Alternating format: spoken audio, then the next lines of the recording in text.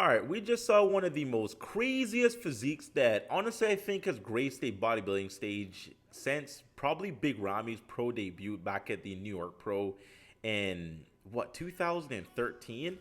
This guy's name is Rubiel and he's from Colombia. He just competed at the NPC version of the Prague Pro, and my god, like, what are we even looking at? So, first of all, just the legs are stupid.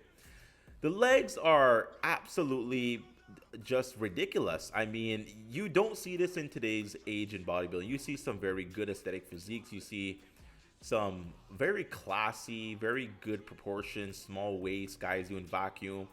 But this guy is just size. Look at the quads. Look at the calves. Look at the side leg with the hamstring drop. Even the upper body, I mean, his upper body definitely is, dare I say, lacking. Although I don't think I can call that upper body exactly lacking. But when you have wheels that big, yeah, your upper body's lacking. This is nuts. Now, this guy actually won and he did turn pro. And he's scheduled to compete today, actually, at the Prague Pro. And he's going to go up against Samson Dauda, Michael Krizo, Horse MD, Nathan Deasha, and I think this guy is going to make a massive statement right out of the gate. So the one thing you can knock him on is perhaps conditioning, although this is his best condition package thus far. He was a pro in the previous IFBB Pro League, which he left the Pro League, and now he's going into the IFBB Pro League. Sorry, the IFBB Elite Pro. So the IFBB Elite Pro is the European version of the IFBB. And the IFBB Pro League, which is what is the Mr. Olympia, the Arnold Classic, the bigger shows we tend to follow. So this guy is now a pro in the federation that we follow, and he's insane. He's nuts. Now, a lot of people are saying that he has a big waist. I don't think he has a big waist. He might have a big waist in terms of measurements, but his quads are so freaking big and wide. It actually makes his waist proportion to his physique. When you have a waist that's big, you need to make everything else bigger in order to create the illusion that it's actually smaller than it really is. And I think this guy's done that pretty well. Although I don't think he purposely made his quads that big. That's just honestly all genetics. Now, what I like about him as well, he does have incredible calves to match the quads. He has hamstrings to match the quads. He has glutes to match the quads. I mean, everything is there. A lot of people, they tend to have one thing or another. Like Big Ramy, he just had big quads. Calves are lacking. Hamstrings are lacking. I think Samson is probably the closest thing to just an overall developed lower body with the quads, hamstrings, calves, and glutes. Although his glutes don't actually have the conditioning, but they do have the size. So Rubiel is just an incredible package in terms of lower body development and the upper body. Now his nickname is Neckzilla. You can actually see how just ridiculously large his traps are from the front. In fact, his traps are so just highly developed, going all the way up to literally behind his ear. I mean, it's just such a freaky look. I mean, everything about this guy is just nuts. Like, the back is honestly really stupid. He's not in crazy conditioning. You can see that his body has the potential to get crazy conditioning because you can see some striations right in the glutes. Some people just can't get crazy, ridiculous granite heart conditioning like Samson. Samson is perfect in terms of muscular development, size, symmetry, but the conditioning, especially from the rear, is what continues to hurt Samson. And I think at this point, it's not a lack of Samson actually working hard to get conditioning. I think the fact of him just having the lack of genetics to get condition is his issue. A lot of people just don't have genetics for conditioning. I think a lot of people don't understand this, right? Genetics are more than just packing on muscle. Genetics are also factored in terms of how conditioned can you be. Samson works hard. He's a workhorse.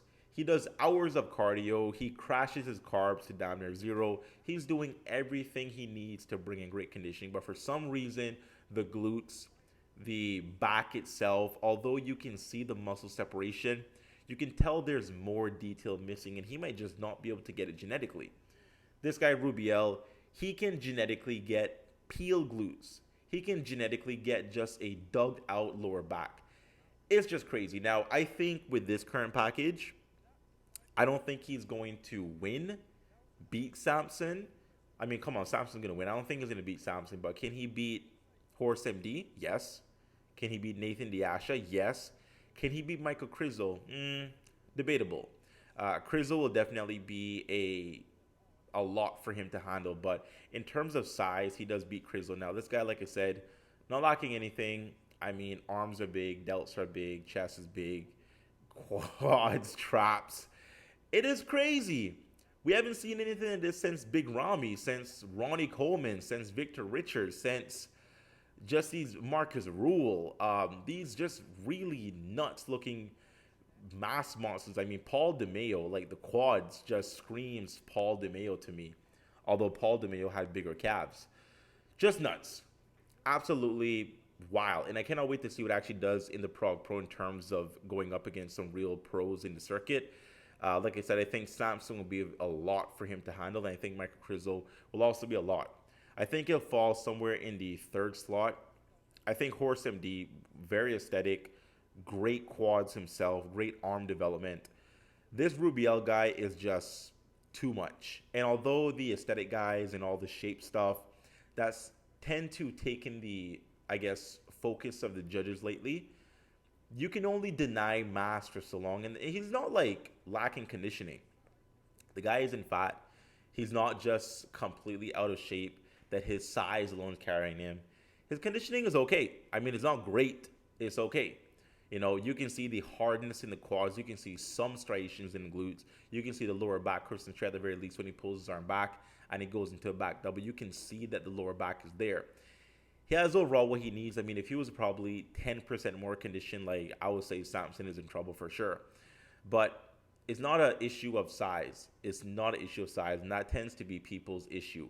His issue is conditioning, but he can get conditioned. He has the detail. You can see where the conditioning will peek through. You can see how he can get lean, how he would look when he gets lean. When this guy puts it together, every single pro on the circuit is going to be put on notice because nobody is carrying this kind of size, especially in the quads, except Big Ramy, which Big Ramy's quads, I mean, those dents that he has in the quads, it just doesn't look aesthetic. It doesn't look pleasing at all. And this guy's quads are way harder in terms of just thick and beefy muscle than Big Ramy. Now, I want to talk about the second place guy. This guy here came in second. And although he didn't win, damn, he has some ridiculous delts. Probably the craziest delts I've ever seen since maybe Phil Heath. The roundness and just the 3D from the front. He has no back. He needs to work very hard in the back. But the delts from the front, man, I mean, that whole delt to chest to arm, that most muscular, nuts.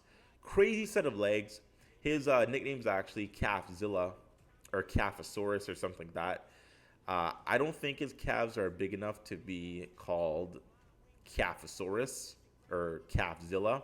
I mean, when I think about like a Calfzilla, I think about like Eric Frankhauser.